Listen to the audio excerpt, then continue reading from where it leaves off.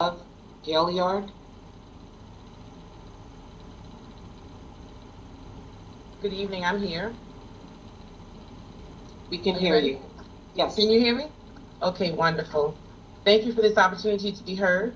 Again, my name is Love M. Gaillard, and I have been a child study team social worker for the past 15 years at the Newark Board of Education, assigned to the Newark Vocational High School. I'm speaking tonight to express my support for our leader, Principal Kyle Brown, who recently received a notice of non-renewal. As you might be aware, Newark Vocational High School is a reopened school. We opened last year, but were all displaced and housed at a smaller elementary school while our school was being remodeled. During Principal Brown's introduction to the staff, he told us that he is not a hovering administrator, that he would trust us to be the professional experts that we were hired to be.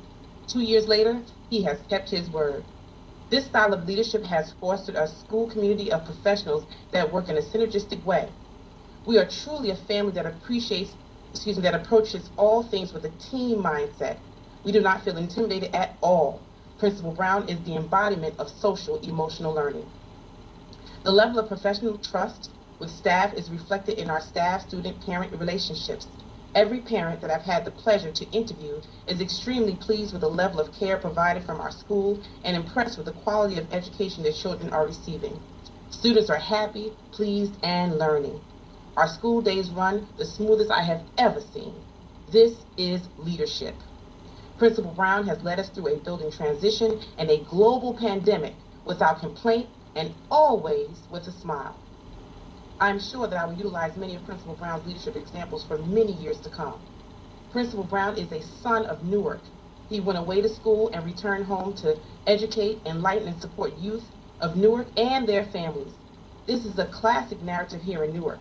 When we come back, we are often given professional opportunities to give back. This is my story as well. Students and parents light up when we tell them we're from Newark, especially if we name drop our neighborhoods. Immediate bonds of trust are formed. What are we saying to our youth and the community at large when we throw away decent, hard-working, committed sons and daughters of Newark?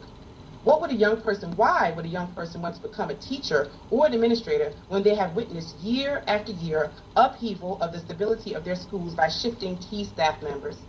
What happens to their faith in us? What happens to their faith in our education system? Is our word our bond?